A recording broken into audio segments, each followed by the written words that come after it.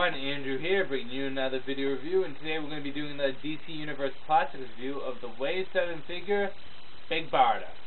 Take a look at this big girl right here. A little information about Big Barda. Big Barda is one of the new gods, and she was born on Apocalypse and trained by Granny Goodness to become one of Darkseid's most elitely trained and powerful fighters he's ever had in his army.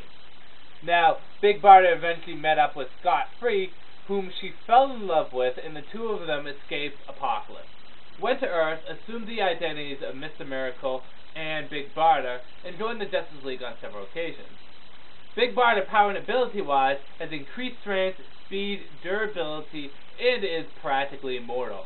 She's one of the last few people you would ever want to get into a fight with, because she would fuck you up big time.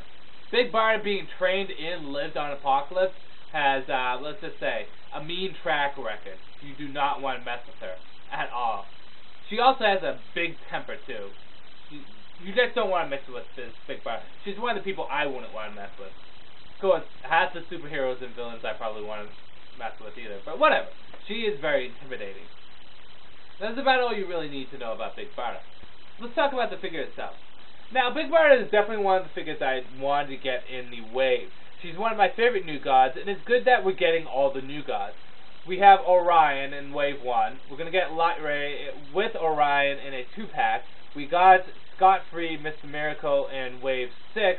Big Barda in Wave 7. Killerback as a Build-A-Figure in Wave 6. And we have Darkseid in the DC superhero line. So we're getting all the new gods, which is good. And I love the new gods. They're very nice characters, and I think they're very underrated. I love the new gods. So, the first thing you'll notice about Big Barda, other than the fact that she's very accurate, is actually the detailing on her suit. Very reminiscent of Aquaman's, having the scale mail kind of look.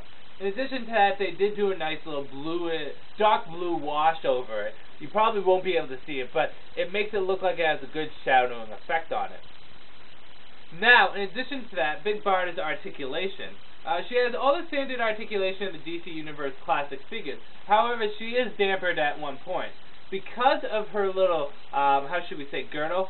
Belt? Well, it's not really a belt, but because of this area right here of her uniform, her legs don't really go out that much. Now, the T-crotch does allow it, it's just it's dampered a bit, so that's a downside. Her cape is very nice. For a plastic cape, I actually enjoy it. It's tucked back, and it looks like how Big Barda would keep her cape. There you go. Now, her helmet looks like it would come off, and there is a variant which does have the helmet removed. No helmet, just her hair. I don't know why they did that. I could see this helmet easily coming off and being put on with hair underneath.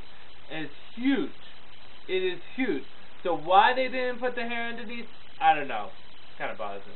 And then you got Big Barda's little scepter weapon here. I forget exactly what it's called, but she always carries her around with her, and it is nicely detailed with a gold and a black color scheme. It fits very nicely and snugly into her hand.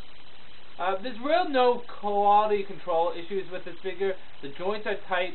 There is a little bit of paint problem right there, but that's about it. I also want to comment that on the back cape there is some shadowing there too. There is no shadowing in the face or in the helmet, which is the only region where there is no detail put in whatsoever other than the color schemes themselves. I kind of wish they would have used a different yellow for the helmet. It just looks a little too, I don't know, bright. Maybe have more of a slightly darker yellow. Just a slightly, not much. The actual face itself is a good mold. It is reminiscent of Big Barda. It's just not another female face mold. It looks like Big Barda's face. On the whole, whether or not you should get it. Most people probably won't pick up Big Barda because, well, she's not a hugely well-known character. Only real big comic book fans will like her. I suggest picking her up. She is a nice figure. She doesn't have that much bad with her. She has more good than bad. The only bad I could say is the helmet could have been a little bit more detailed. And it would have been nice if you could remove it and have the hair and not have to buy a variant. And also the articulation in the waist leg region would have been a little bit better. But on a whole, the figure is very nicely detailed. The mold is very good. The only other complaint I could ever have with the figure is she's not taller than the male figures. You know Big Barda, she is huge, and she is not huge as a figure. But despite all that, and I've been naming off a lot of bad stuff about the figure, I thoroughly enjoyed this figure, and I recommend people picking it up, because it is a nice figure, it's true to the comic book character in its form, and it's very nicely detailed. Pick it up if you get a chance. You will enjoy this figure. Like I said, Wave 7 is turning out to be probably the second best wave so far. I still hold to Wave 3 being probably the best, but again, I need to get 2 more figures of Wave 7, and we'll see what happens.